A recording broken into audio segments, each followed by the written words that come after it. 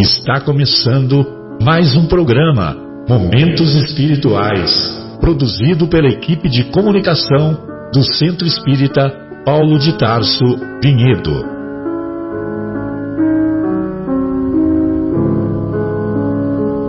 Se guardas contigo o estigma do sofrimento, indagando pela solução dos velhos problemas do ser e da dor, se percebes a nuvem que prenuncia a tormenta e o vórtice traiçoeiro das ondas em que navegas, vem conosco, estudemos a rota de nossa multimilenar romagem no tempo, para sentirmos o calor da flama de nosso próprio espírito, a palpitar, imorredouro na eternidade, e acendendo o lume da esperança, perseveremos juntos em exaltação de alegria que Deus, o Pai de infinita bondade, nos traçou a divina destinação para além das estrelas.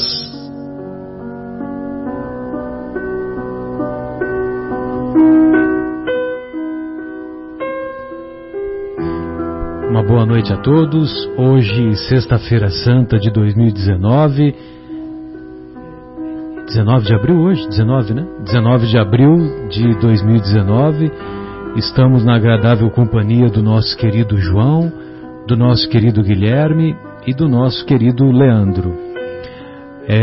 Hoje abordaremos o capítulo 17 de O Evangelho segundo o Espiritismo, capítulo intitulado Sede Perfeitos, e também o capítulo 33 da obra Nosso Lar, intitulado Curiosas Observações.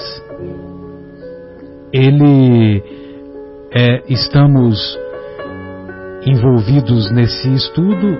Lamentavelmente não teremos a presença do nosso querido Afonso, do nosso querido Marcos, da nossa Fátima, mas estamos juntos aqui e vamos desenvolver as reflexões que esperamos sejam úteis a todos os corações que nos ouvem e que nos ouvirão. Para começar, eu gostaria de mandar um abraço ao nosso querido Bruno Eustáquio e gostaria de ler também uma bela reflexão que ele nos mandou hoje, uma reflexão muito edificante, que vale a pena nós começarmos por ela. Ela se chama Não Temas e é assinada pelo benfeitor espiritual Emmanuel, do livro Amigo, capítulo 10 do livro Amigo, psicografado pelas mãos abençoadas do nosso querido Chico Xavier. Não temas, não tenhais medo deles, porque o Senhor vosso Deus é o que peleja por nós. Esse pensamento se encontra em Deuteronômio, no capítulo 3, versículo 22. Aí vem o comentário do Emmanuel. O trabalho que a vida te confia é o buril que te aprimora. Segue e serve sempre. Por mais difícil o caminho, age e adianta-te, um passo à frente. Às vezes, em várias semanas, é só um passo, mas continua. Os tropeços, em muitas ocasiões, não são externos, estão por dentro de nós. É a dor pela incompreensão de pessoas queridas, o ressentimento perante golpes inesperados, a inquietação com o passado, as lembranças amargas com passaporte para o desânimo. Entretanto, não te detenhas, segue adiante com os deveres a cumprir. Desenganos desaparecem, mágoa é peso inútil, segue e não temas. Se chegaste a uma encruzilhada envolvida em névoa espessa, com dificuldade para escolher o caminho a seguir, ora e confia. Deus tem recurso para guiar-te em rumo certo.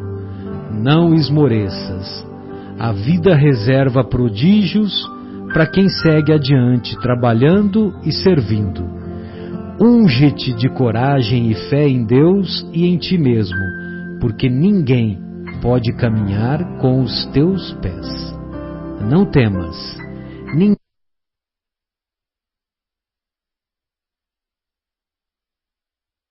Que as trevas da noite se transformem nas luzes do alvorecer.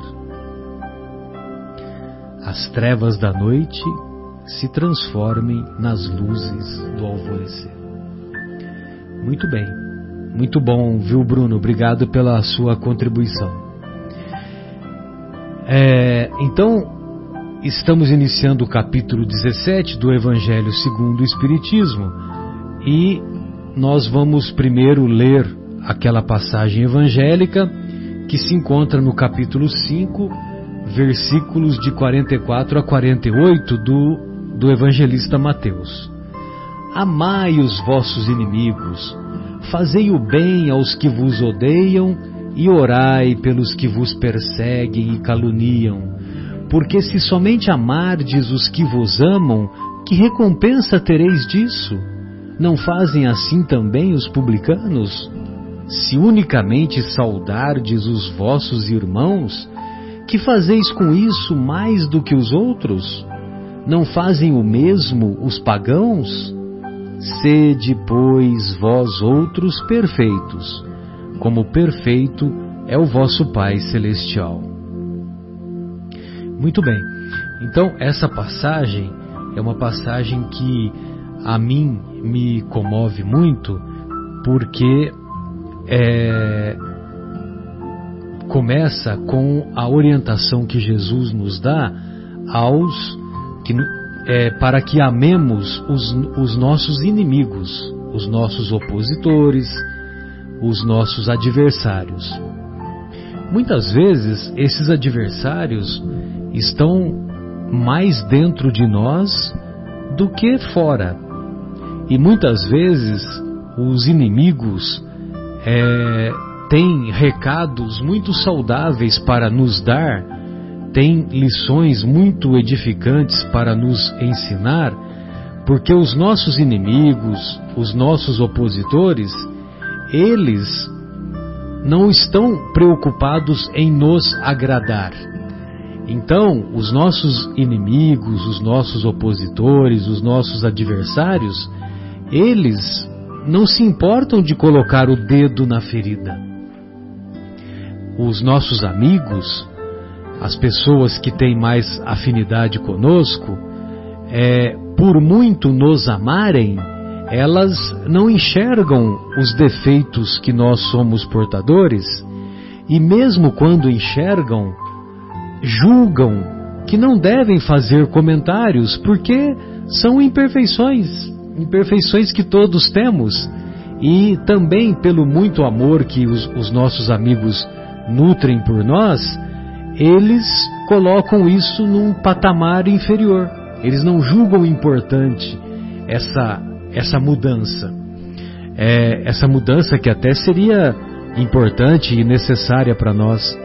Mas muitas vezes também eles não apontam as nossas imperfeições para não criar dissabores, para não ferir as nossas suscetibilidades, para não nos magoar. E, infelizmente, todos nós já temos vivido experiências e visto experiências de pessoas que tinham uma amizade muito grande e que de repente essa amizade se desfez. Essa amizade se desfez por causa de um comentário, que o nosso amigo, que a pessoa que tinha afinidade conosco, não soube compreender ou não soube discernir o que de bom havia naquele comentário. Então, quando Jesus, antes de dizer sede perfeitos como perfeito é o vosso Pai Celestial, ele faz esse comentário de nos ensinar a amar os inimigos. Porque se nós amarmos só os amigos, o que de diferente a gente faz? Amar os amigos todo mundo ama. Agora, amar os inimigos, amar os opositores, os adversários, é o que verdadeiramente diferencia um seguidor dos ensinos do Mestre. Então, quando ele coloca sede perfeitos como perfeito é o vosso Pai Celestial, seria assim como se fosse a apoteose da prática da caridade, como vimos nos capítulos anteriores. Fora da caridade não há salvação, a fazer o bem sem ostentação, que a vossa mão esquerda não saiba o que a direita dá. Todos aqueles ensinamentos que devemos praticar em relação à prática da caridade, ela tem o desfecho com esse amor pelos inimigos, com esse orar pelos que nos perseguem e pelos que nos caluniam. Sempre me recordo, e aquele filme que conta a biografia do Chico Xavier, todos vão se recordar. Sempre me recordo daquela passagem em que os dois repórteres que se passaram por repórteres internacionais e que na verdade eram repórteres lá do Rio de Janeiro, eles fizeram uma reportagem difamatória do nosso querido Chico nos anos 50, e aquela revista O Cruzeiro, na época, ela era muito famosa. Ela era a revista mais vista, naquela época, até os anos 60, meados dos anos 70, ela era uma revista muito procurada nas bancas, muito lida. O nosso querido João está dizendo aqui que não é da época dele. Era o equivalente à Veja hoje. Equivalente à Veja até algum tempo atrás, porque hoje, para falar a verdade, acho que nenhuma mais, Hoje nenhuma mais, porque hoje o pessoal só compra, só vê as informações praticamente pelo WhatsApp, pelo Facebook, pela internet de maneira geral. Muito bem. E aí o Chico ficou muito triste com aquela reportagem, ficou muito desanimado, aquela história toda. Aí mostra o diálogo dele com o Emmanuel. Aí o Emmanuel fala: Chico, eu não sei por que você está tão triste. Você deveria agradecer, porque o Jesus fez o que fez, só fez o bem para todo mundo e foi parar na cruz. Você foi parar no cruzeiro. Até fez uma piadinha disso, E o interessante dessa história é que o Chico autografou um exemplar do Evangelho, se não me engano, um exemplar do Evangelho segundo o Espiritismo, ou o Livro dos Espíritos, autografou para cada um dos dois. Você se lembra desse detalhe? O Livro dos Espíritos, Então, mas eu acho que era o Livro dos Espíritos que foi autografado e presenteou cada um dos dois repórteres, E eles não viram o autógrafo. Eles só foram ver o autógrafo quando chegaram de volta no Rio. E no autógrafo eles colocaram o nome, o Chico colocou o nome de cada um deles. Foi visto antes. Era o Davi Nasser e o outro, agora eu me esqueci o outro repórter. O nome do outro repórter, E mesmo assim, na dedicatória colocou o nome verdadeiro deles. Colocou o nome verdadeiro deles, Ou seja, olha, vocês podem achar que estão me enganando, mas na verdade vocês não estão me enganando. Agora, no filme, Guilherme, eles falam que eles deixam entender que eles viram logo depois. Mas o que você falou é possível que tenha ocorrido deles terem visto tempos depois. Eu não me lembro exatamente. É até uma dúvida interessante para tirar com o nosso Geraldinho. Eu imagino que eles tenham visto logo depois, porque eles estavam realmente querendo fazer uma publicação para desmascarar o espiritismo, o Chico Xavier e tudo mais. Então todo elemento que eles pudessem ter, inclusive uma assinatura com outro nome do suposto americano, corroboraria para desmascará-los, né? E não foi o caso. Eles viram que o Chico assinou com o nome deles. Com o nome deles, né? Que os identificou. Então, mas acontece, né? Acontece que isso serviria para eles mudarem o norte mudarem o norte da reportagem e talvez nem publicar. Só que mesmo assim eles publicaram, né? Talvez tenha sido depois da publicação. Talvez tenha sido depois da publicação que eles tenham visto o autógrafo. Na dedicatória que ele faz, ele coloca a Davi Nasser com um abraço de Emmanuel. Abraço de Emmanuel. Pois é. Pode ser que o Chico, como tinha a psicografia muito acentuada, não tenha se dado conta, né? Mas o Emmanuel, pelo menos o Emmanuel, eles não iludiram, né? Certamente o Chico também não. Mas o que fez a grande diferença realmente foi o programa Pinga Fogo, anos depois, em 71. Porque essa reportagem foi nos metade dos anos 50, aproximadamente, não é isso? Foi em 12 de agosto de 44. A reportagem foi assinada por Davi Nasser e Jean Manzon. Jean Manzon, que era o outro repórter, é isso mesmo. Que depois foi cineasta. Lembra desse Jean Manzon? Foi cineasta nos anos 60, anos 70. Então eu pensava que era nos anos 50, em 44. Então. 44. Caramba. E aí você vê, né, que o Chico ficou muito tempo distante da imprensa de medo dessas armadilhas, né? E aí só em 71 que ele, quer dizer, nos anos 60 ele começou a dar entrevistas, né, para a imprensa leiga, e em 71 foi a apoteose através do programa Pinga Fogo, né?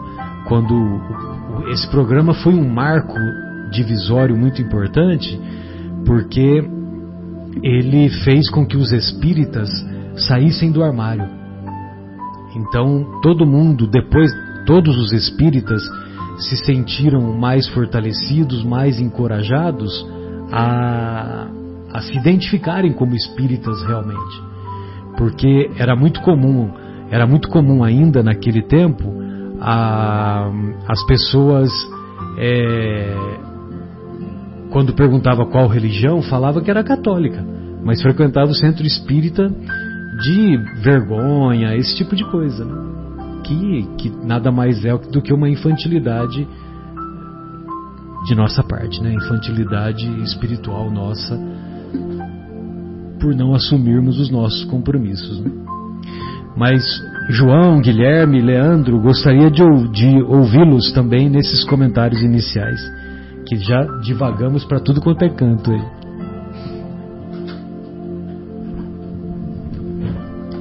Não, muito interessante mesmo, Marcelo. Eu estava até agora há pouco, né, estava assistindo, porque inclusive no domingo agora, né, Páscoa, né? Então, inclusive, passei um link para os amigos aqui sobre uma palestra que eu assisti do Arthur Valadares, falando sobre a visão espírita aí da Páscoa, né? E muito interessante, uma coisa muito linda, muito inspirada. E aí eu estava vendo uma coisa que me veio assim, Marcelo, dentro desse capítulo, né, do capítulo 17, quando fala, né, do item 3, né, o homem de bem. Sim, o homem de bem. O homem de bem. E o homem de bem, que eu estava refletindo, só dando sequência, né, na verdade, não voltando no mesmo tema que eu estava falando, mas dentro do mesmo capítulo. Aí eu estava pensando, refletindo na hora que ele estava falando lá, o grande exemplo, né, do homem de bem, né, é Jesus, né? E inclusive ele cita lá o Arthur Valadares, né, naquela passagem lá quando Jesus está sendo julgado, né? o Pilatos fala que eis o homem. E o Arthur Valadares estava dizendo assim, aquilo ali naquele momento era uma revelação, porque na realidade é o seguinte, eis o arquétipo de onde o potencial da humanidade, o potencial do homem é Jesus, é até onde a gente pode chegar a nível de perfeição.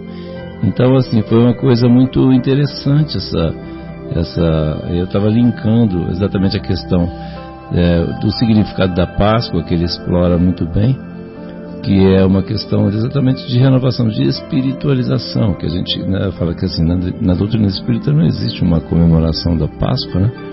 Mas a gente respeita todas as religiões e os judeus comemoram lá a passagem, a libertação lá da escravidão no Egito, etc. E na Igreja Católica comemora a questão da espiritualização, a questão da passagem, da ressurreição de Jesus, aquelas coisas todas, né? E ele fala o quanto é importante para o mundo, né? No caso da religião dos judeus, né? Do povo judeu, a questão dessa libertação. A libertação é importante, a liberdade é importante para todos os povos, né? E um outro ponto que é visto também, que ele cita lá, para os judeus, eles comemoram também, inclusive, o ápice da missão de Moisés, que foi quando ele recebeu os 10 mandamentos, né? Também é comemorado na Páscoa, né? E a religião católica, quando comemora essa questão da espiritualização, quer dizer, a ressurreição de Jesus, a comprovação de que realmente existe vida após a morte, né? Então esse momento, né, que às vezes, inclusive, falta um pouco na minha opinião agora aqui, falta um pouco de informação na hora da avaliação, etc. Então, facilita um pouco para nós aqui, vamos dizer, espíritas, com todos os conceitos que a doutrina espírita nos traz, né, Marcelo?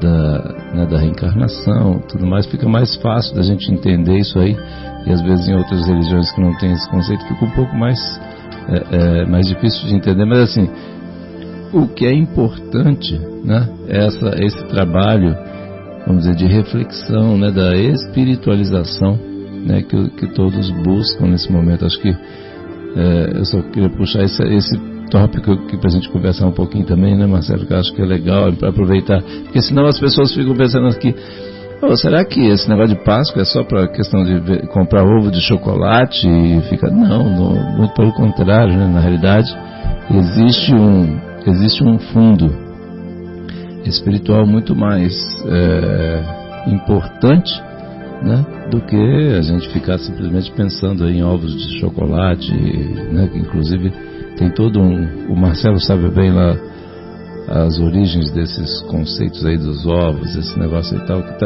está vinculado inclusive o Arthur Valadares, ele fala que está vinculado lá a coisas, vamos dizer, outros cultos politeístas lá do passado, etc. A questão tá ligado à primavera, e aí inclusive o coelho, ele é um sinônimo de fertilidade, né? Então por isso é usado, mas era por outros, então faz-se uma confusão danada, mistura coelho com ovo, uma misturada toda, quando na realidade o ponto mais importante é a gente refletir, no caso dos cristãos, né? Refletir sobre essa questão da espiritualização de todos nós, né? Que a gente não deixar de lado, mas assim, colocar em termos de prioridade a nossa vinda aqui. Para que a gente nasce aqui, né? Para que a gente reencarna, né? Para a gente se espiritualizar, para a gente se melhorar, né? Para a gente deixar de lado o homem velho, os velhos costumes, velhos vícios, e nos tornarmos homens de bem, como nos diz o capítulo aqui, né? E quem é o grande exemplo desse homem de bem? É Jesus, né? Quando a gente tiver alguma dúvida sobre como é que a gente deve fazer, se a gente deve realmente tomar aquela atitude ou não, responder daquela forma um irmão do caminho, né? Ajudar ou não um irmão do caminho, vamos pensar o que Jesus faria, né? Ser enérgico quando necessário, né? Pois não. Então, que eu estava tentando lembrar aqui, na verdade estou procurando. Eu vi uma explicação do Haroldo falando que a Páscoa já remonta, né, lá da época antes de Cristo dos judeus, e que a própria palavra Páscoa tem a ver com passagem, no sentido de pular as casas marcadas pelo sangue do Cordeiro, né? O que entraria naquelas casas e que pulava? O anjo da morte, né? Então Haroldo conta que depois disso começaram a ter o hábito, inclusive, de pegar um cordeiro, passar a noite com o cordeiro para se afeiçoar àquele cordeiro e no dia seguinte imolar o cordeiro para a gente conviver com a perda daqueles que nos foram úteis e amados. O Haroldo, ele cita inclusive assim, que fica o cordeiro, ele era levado para dentro de casa e ficava durante mais dias, não era mais uma noite, dia, ficava assim durante uma semana, aí eles se afeiçoavam, né? Todo mundo, o cordeiro passava a fazer parte da família, né? Que é um bicho extremamente bonitinho e tal, e aí todo mundo começava a gostar. E aí no dia, na sexta-feira à tarde, aí todo mundo se reunia e o que acontecia? Sacrificava o cordeiro. Então assim, e era um negócio muito extremamente doloroso, né? Porque todos sentiam, né? Porque era alguém que já fazia parte da família ser sacrificado para ser utilizado, né? Vamos dizer, para alimentar. Então assim, é uma coisa, vamos dizer, importante, mas ao mesmo tempo muito dolorosa. Né? Então o Haroldo traz essa imagem, essa figura. Então assim, existe todo um processo. Se a gente for adentrar a questão, vamos dizer, do significado em si, né, para outros povos, no caso o povo judeu, tal lá, e mesmo na Igreja Católica, então eu estava vendo isso agora mesmo. Então assim, existe toda uma mistura, e hoje em dia a gente tem as coisas muito misturadas, né, o Guilherme, assim, a nível de mídia e tudo mais, que toda essa questão comercial em cima de ovos, de chocolate, ovo. Tem inclusive o seguinte, o próprio ovo, em algumas regiões da Europa e da Ásia, era costume pintar o ovo, né, nessa época, assim, inclusive adorná-lo, assim, com algumas coisas, mas era um costume lá de politeísta, né, da deusa da fertilidade, quer dizer, não tem nada a ver com a gente, né? E aí mistura tudo isso aí e acaba vendendo lá no supermercado ovo de chocolate, entendeu? Quer dizer, é uma grande mistura. Quando é que deve ser, onde, vamos dizer, nós devemos focar a nossa atenção para a gente buscar essa espiritualização, né? Igual o Haroldo comenta, né? Quer dizer, a gente faz exatamente uma grande confusão, não é? E ele termina fazendo um link que Jesus veio para cá, e o que Jesus foi senão o cordeiro sacrificado que ficou conosco, que nos afeiçoamos por ele, e que no último dia ele se reúne com os discípulos e fala: olha, eu amo tanto vocês vão me perder, vai ser uma dor muito grande de agora em diante, mas eu amo tanto vocês, Judas, que mesmo você me traindo eu não vou deixar de te amar. Eu amo tanto você, Pedro, que mesmo você me negando 3 vezes, eu não vou deixar de te amar.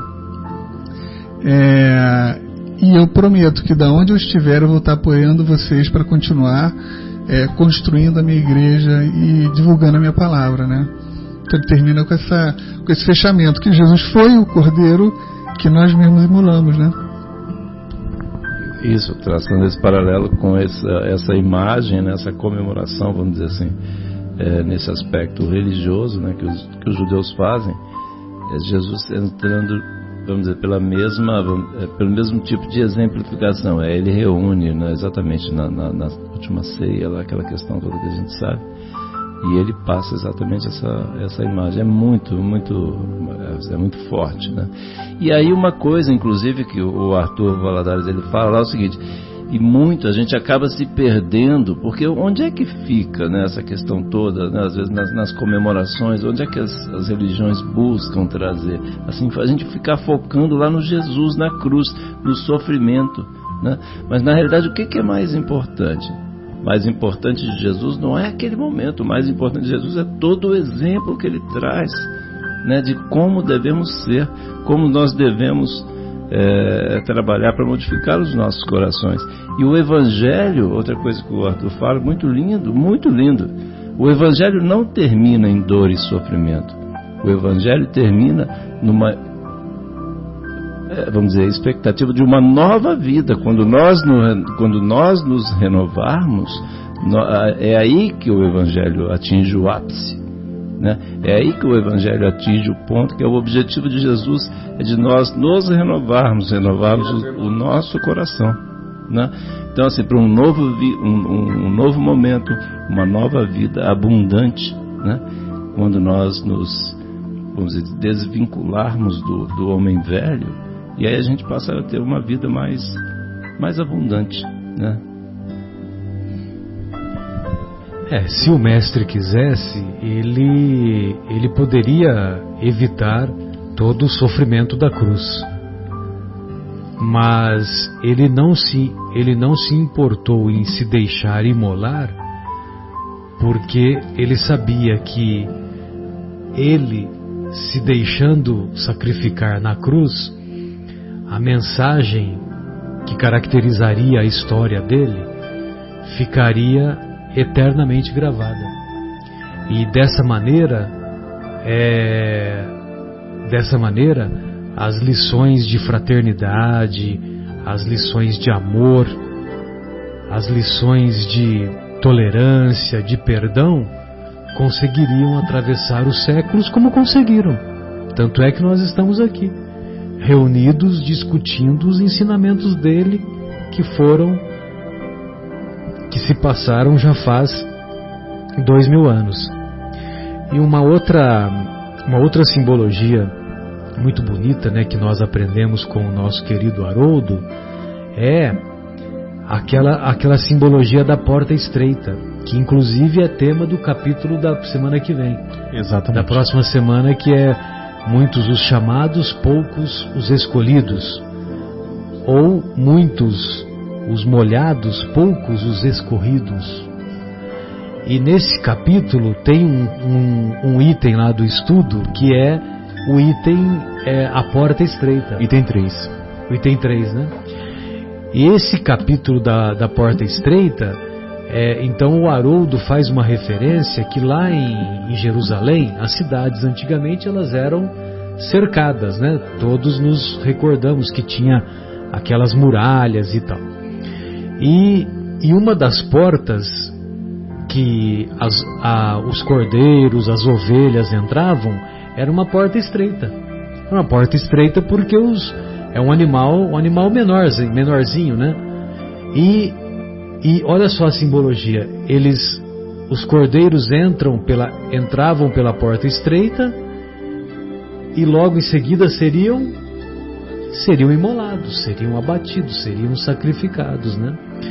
E então veja bem, né, que vejamos nós a simbologia transportada para a nossa vida. Quando nós fazemos a opção da porta estreita, e fazer a opção da porta estreita significa que nós devemos emagrecer um pouquinho, né? Porque se nós não emagrecermos, nós não vamos passar pela porta estreita. E esse emagrecimento significa nos livrarmos das nossas imperfeições, porque nós estamos gordos de imperfeições. Então nós temos que nos livrarmos das nossas imperfeições para entrarmos na porta estreita. E quando a gente entra na porta estreita, não significa que nós vamos encontrar o paraíso. Muito longe disso, muito longe disso. Significa que nós vamos nos sacrificar. Nós vamos nos sacrificar, mas sacrificar interiormente. Sacrificar o nosso ressentimento, nosso orgulho, a nossa mágoa, o nosso orgulho, exatamente, nosso egoísmo. Então, é exatamente isso que eu ia comentar. Essa porta estreita, ela traz exatamente esse conceito de sacrifício, no sentido de luta, vamos dizer, da gente buscar deixar de lado tudo, aquele homem velho, naqueles velhos costumes, naquela reforma íntima, né, o conceito da reforma íntima, né, no Espiritismo sempre nos traz, que é da gente buscar, deixar de lado os nossos velhos vícios, né, Marcelo? Aqueles costumes antigos, aquele egoísmo, aquela inveja, aquelas coisas que a gente conhece tão bem, Então, série de vícios que a gente carrega, né? Então aí isso dá trabalho, né? Quer dizer, a gente sai da nossa posição de conforto, né, Guilherme? E aí começa a ficar meio dolorido, assim, começa a ficar trabalhoso. Né, Marcelo? Exatamente. E na trajetória espiritual, quando nós saímos das mãos do Criador, nós saímos simples e ignorantes. Aí, se nós fazemos as escolhas corretas, nós nos tornamos espíritos bons e depois espíritos puros. Se nós caminhamos de maneira reta. Só que nós não caminhamos de maneira reta. Nós fazemos as escolhas equivocadas e nos tornamos espíritos imperfeitos. Aí, como nós nos tornamos espíritos imperfeitos, nós, para voltarmos para a trajetória reta, nós temos que passar pela porta estreita. Pela porta estreita, sacrificando essas imperfeições que delineamos há pouco. E uma coisa também interessante lá dessas que eu estava vendo agora, estudando um pouco, agora mais cedo, assim, Jesus, né? Ele disse que ia caminhar conosco, mas nós é que teríamos que fazer a nossa caminhada, nós é que teríamos que atravessar o nosso deserto. Então, assim, não é a gente chegar assim, entrega para Jesus, fala que ele vai resolver as coisas todas para nós. Não. É nós é que precisamos fazer a nossa caminhada pelo nosso deserto, para a gente passar por essas nossas dificuldades, passar pela nossa porta estreita, e aí, como eu estava dizendo antes lá, atingirmos aquilo que é o objetivo do Evangelho, que é nós termos, né, uma vida mais feliz, uma nova vida, uma vida já sintonizada com a lei divina, em que a gente tenha atingido, alcançado um outro patamar de elevação, de esclarecimento, né, de renovação íntima. Exatamente. Sempre me recordo nesse capítulo que eu estava começando na doutrina, aí eu fui assistir uma palestra numa casa espírita lá em Jundiaí, né? E o expositor, ele era um expositor muito brilhante, muito inspirado, e ele costumava pegar o capítulo do Evangelho e ele separava alguns pensamentos de outros pensadores, não necessariamente cristãos, filósofos, esse tipo de coisa, né? E nesse capítulo, sede perfeitos, como perfeito é o vosso Pai Celestial, ele encerrou com um pensamento daquele teatrólogo alemão Bertold Brecht. E esse ensinamento do Bertold Brecht é um ensinamento assim brilhante, que ele diz assim: o homem, agora não acredito que eu esqueci esse do pensamento agora, né? Do Bertold Brecht. Há homens, já me lembrei.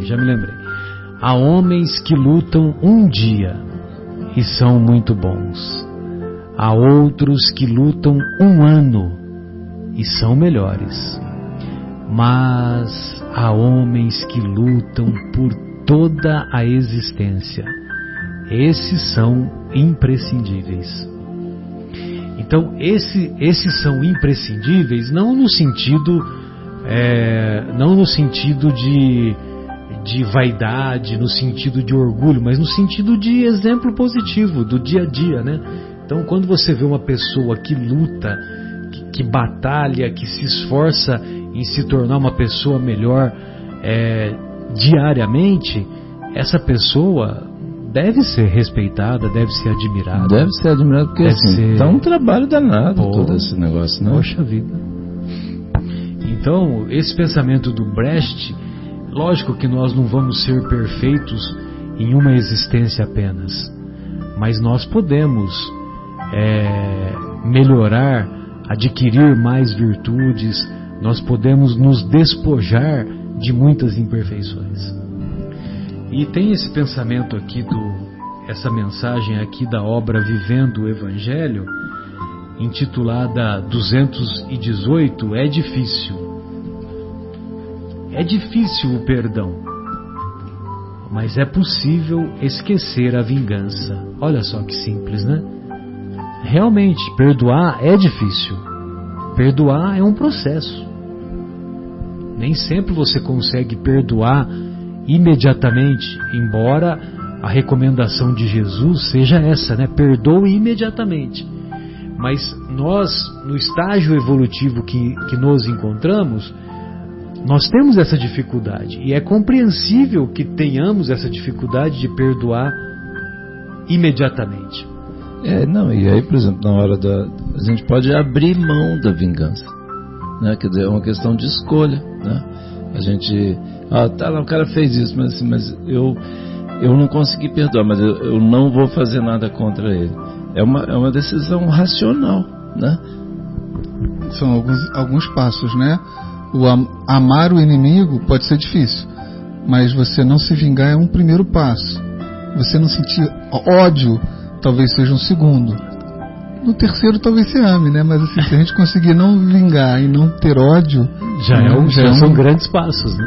Não, são grandes passos, assim, porque assim, não adianta, a gente não vai se tornar, vamos dizer, espíritos super elevados de uma hora para outra. A gente tem que ir passo a passo, um degrau da altura de uma gilete. A gente estava falando outro dia, aquele degrauzinho pequenininho da altura de uma gilete, mas é um degrau, a gente vai subindo, né? Hoje, por exemplo, nós estamos aqui hoje, né, graças a Deus, né, numa sexta-feira à noite, felizes da vida, conversando aqui sobre o Evangelho, sobre como é que a gente faz, né, discutindo tal, e tentando passar para os nossos queridos ouvintes, assim, esse espírito de nos melhorarmos, né? Porque é a única forma de nós sermos felizes. Mas quanto tempo a gente ficou por aí, né? Batendo cabeça, como se diz, né, Marcelo? Sem dúvida. É difícil a misericórdia, mas é possível chegar à compaixão. Todos nos recordamos daquela passagem do bom samaritano, que o samaritano, ele viu aquele homem jogado no chão, semi-morto, desmaiado, e ele foi tocado por compaixão. Ele foi movido por um sentimento de compaixão. Então, quer dizer, nós não temos a capacidade de sermos portadores da misericórdia como Jesus, como os benfeitores espirituais, como Deus. Meu Deus, estamos muito distantes dessa misericórdia. Mas é possível chegar à compaixão. A gente agora já está até pensando, a gente está querendo, já não consegue ainda, mas a gente já quer. Já é né, Marcelo? Já é uma caminhada, né? Na frente. Já é um passo. É difícil a humildade, mas é possível diluir o orgulho. A mesma coisa. Nós não vamos nos tornar humildes na enésima potência em uma existência apenas. Mas nós podemos diminuir, né, esse orgulho que ainda trazemos dentro de nós. É difícil a indulgência, mas é possível deixar a intolerância. É difícil a indulgência, né? Indulgência é ser doce por dentro ou olhar as imperfeições dos outros com olhos doces, com olhos que não são amargos. Então, quando nós observamos as imperfeições dos outros de maneira doce, nós estamos agindo com indulgência. É difícil nós termos esse olhar, porque qualquer defeito dos outros nós somos capazes de enxergar, e não somos capazes de enxergar as nossas imperfeições. E essa questão exatamente da gente enxergar vamos dizer, o defeito dos outros, exatamente essa questão do espelho, né? A gente está vendo lá o que nós temos, né? É isso que a gente enxerga em primeira mão, né, Marcelo? Sim. Então, é difícil a indulgência, mas é possível deixar a intolerância. É difícil a caridade, mas é possível fugir do egoísmo. Lógico que é difícil agirmos com caridade o tempo todo, mas nós já podemos ter algumas manifestações em que não prevaleça o egoísmo, em que não prevaleça o nosso interesse próprio, os nossos interesses materiais, que nós sejamos capazes de ver a dor do nosso vizinho, do nosso amigo, a dor das pessoas que convivemos e estendermos mãos generosas, pelo menos perguntar para si o que eu posso fazer para ajudar essa pessoa. Já estamos deixando de ser egoísta. É difícil a justiça, mas é possível não ser injusto. Então, lógico que estabelecer a justiça plena é difícil, mas buscar uma atitude em que nós não sejamos injustos já é um passo adiante. Eu até faço uma colocação nisso no futebol, né? Porque o futebol agora, vocês sabem que foi implantado aquele VAR, né? Video Assistance Referee, né? Que é o árbitro de vídeo. O árbitro de vídeo, né? E isso tem contribuído para que se estabeleça a justiça. Antes, algumas vitórias obtidas pelos clubes eram obtidas e depois os gols daquelas vitórias eram analisados e se detectavam, né, que o fulano estava impedido, ou que tinha sido pênalti, ou que não tinha sido pênalti. Ou foi com a mão. Ou foi com a mão. E hoje, pelo menos nos principais campeonatos, cada gol é revisto. Como no futebol americano, o touchdown, né? O touchdown também é revisto. Todo touchdown é revisto. Voleibol também. No voleibol, no tênis, basquete, no tênis. No tênis é imediato, né? Tênis, Se a bola bateu na linha, se não bateu na linha, é praticamente imediato. Pede desafio. Então, aí no futebol agora está acontecendo isso, né? E apesar de que muitas vezes o time que foi beneficiado pelo VAR talvez não merecesse a vitória, mas pelo menos implantou-se a justiça, né? Então, quer dizer, é possível não ser injusto. É assim. Não, e o basquete também tem, você pega nos jogos da NBA, tem eles param também. NBA também tem, tem uma central, também. Tem também. Eu digo assim, para a NBA, que vamos dizer, é uma coisa, um campeonato mais organizado, mais complexo, mais caro, tudo. Tem lá uma central lá que faz as análises de tudo. Eu lembro de uma cena que eu vi há pouco tempo, vocês devem ter visto também, de um jogador, de um jogo de futebol, ainda não tinha o VAR implantado, e o jogador sofreu um pênalti que na verdade não foi pênalti. O técnico chama ele no canto do campo, fala no ouvido dele, o jogador volta lá e bate o pênalti para fora de propósito, porque foi injusto. O técnico orientou que não fizesse gol. E ele foi lá e chutou para fora, exatamente. Tem no YouTube, né? Muito técnico de espírito evoluído esse, né? Sem dúvida. Muito legal. Muito melhor. É muito melhor fazer isso, porque o cara que fez isso, ele entrou para a história, né? Embora eu não me lembre o nome dele, mas esse vídeo ficou gravado. Agora, se ele vai lá e se aproveita do lance e faz o gol, certamente não ficaria tão marcado. Não é a porta estreita, como o Guilherme citou aqui. Boa. É difícil a solidariedade, mas é possível ter desprendimento. Solidariedade, sermos solidários o tempo todo, é difícil agirmos assim de maneira solidária o tempo todo. Mas é possível termos manifestações de desprendimento ao observarmos que tem alguém passando frio e nós tiramos o nosso agasalho e damos para essa pessoa. É possível detectarmos que alguém está passando fome e a gente vai lá e oferece uma oportunidade desse nosso irmão ser saciado. Pois não, João? Não, inclusive assim, você estava falando, você até comentou de tá alguém passando frio, a gente tirar a blusa. Não, e às vezes assim, tem uma blusa lá parada em casa que a gente nem usa, né? E às vezes um que está passando fome, a gente doa do supérfluo, que às vezes em casa estraga, vamos dizer, estraga a fruta, estraga não sei o que, a gente tira daquele supérfluo lá, né?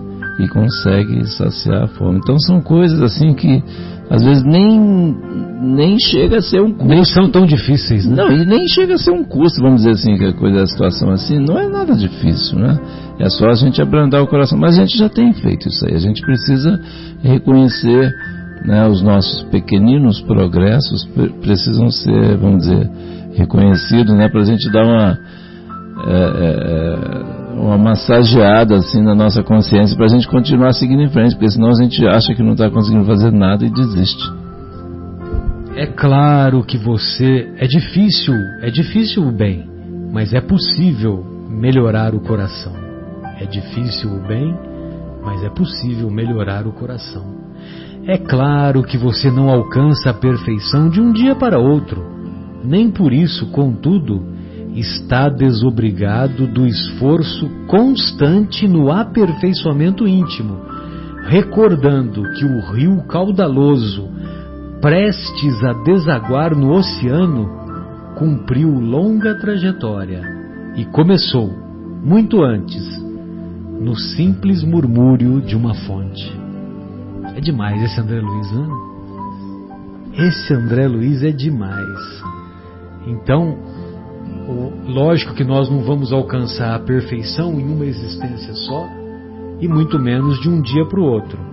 Mas nós temos que ter isso em mente, que nós não estamos desobrigados do esforço permanente no aperfeiçoamento íntimo.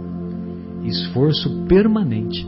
Aliás, reconhece-se o verdadeiro espírita pelo esforço incessante que faz em tornar-se uma pessoa melhor. Inclusive lá no YouTube, viu, Guilherme, tem um canal lá, Seja uma Pessoa Melhor. Não sei se vocês já viram esse. E eles colocam vários vídeos assim, mas que são muito legais, viu, cara? A gente até poderia tirar lições proveitosas de lá e trazer para cá, viu? Muito legal. Reconhece-se o cristão pelas suas obras, né? Exatamente. Eu estou procurando aqui que tem na obra Nosso Lar tem aquela mensagem do André Luiz. Aqui, ó, achei. Na obra Nosso Lar tem a mensagem de André Luiz, que é a mensagem do início do livro, né? Antes do capítulo 1. Então ele diz assim: a vida não cessa. A vida é fonte eterna e a morte é o jogo escuro das ilusões. O grande rio tem seu trajeto antes do mar imenso.